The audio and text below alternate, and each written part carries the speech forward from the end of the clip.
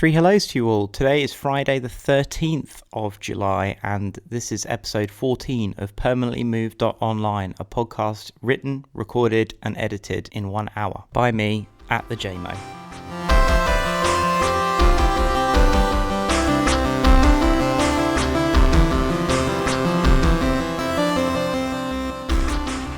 Like I said, today is Friday. I've got my traditional red tea that I usually drink when I'm making this thing. There are ospreys and Trump babies in the sky over London, and Jupiter is in my fourth house since my early 20s, so I'm pretty happy about that too. In the last week, I've attended blockchain workshops where I talked about permaculture, cocaine production, and Silk Road for everybody, building SaaS platforms for cults, and Elon Musk ICOing a private robot army, armed with flamethrowers and boring machines. Less fun has been saying goodbye to my very good friend Father Edward, who I hadn't spoken to for nearly 13 years until just before Christmas last year. We kind of lost touch when he went to university and then I went to university, but we reconnected and it's been a really great time getting to know him and his wife and his practice and his ministry. I also bought his limited Gibson SGJ off of him and I was playing it yesterday and I really like it. Thanks, Ed. Other updates that I don't think I've mentioned on here is you can listen to my talk that I gave in Rotterdam on Solarpunk by searching Solarpunk A Grand Dress Rehearsal and it will show up on YouTube. In it, I talk about cyberpunk, solarpunk, Landers platform. I thought it was a good talk. It seems to have gone down quite well. So if you're interested in that, give it a search, give it a listen. I really enjoy how the show's going at the moment. I really enjoy making this thing weekly. I'm pretty happy and pleased with the last couple of episodes. I really like the one about the visit to my great-granddad's grave. There was the surprise Pope content last week, as Benedict Singleton of Rival Strategy put it. And also there was James's new Dark Age review, which I also enjoyed recording. I also hit the psychological barrier of 1,000 total listens, so thank you very much to everyone who is listening. It's actually closer to about 1,200 listens over the last 13 episodes, and hopefully just little old me and my Twitter channel means it will continue to grow. I also mirrored the podcast to my YouTube page, which is Te Yamo.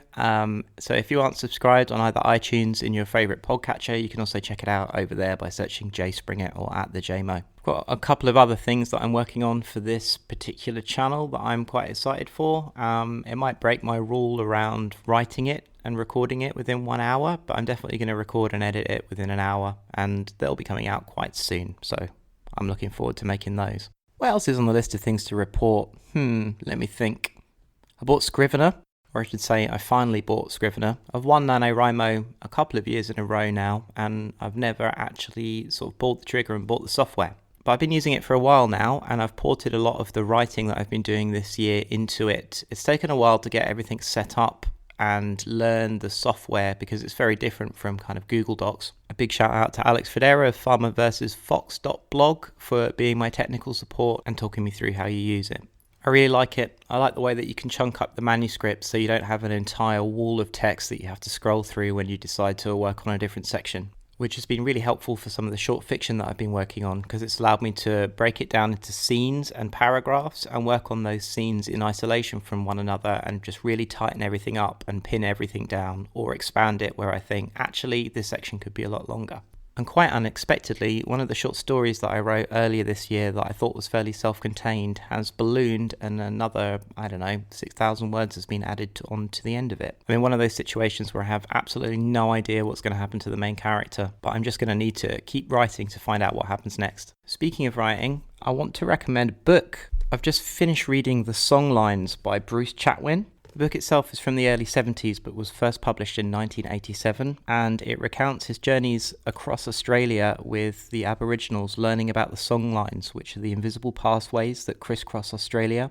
They're the ancient tracks connecting communities, and the book itself is absolutely fascinating about how these stories work, and it's a real testament to his writing, and there's some real sensitivity given to the subject matter. There's a line in it that made me think where his travelling companion, the Russian Arkady, says that Australia may have been a different place had it been settled by Russians or Slavs, or indeed any people that had an understanding or appreciation of open spaces. Instead, it was the English, island people who came with their insular ways, thinking only of colonial settlements. So yeah, if you're looking for something interesting to read or have an interest in Australia, it's really, really good.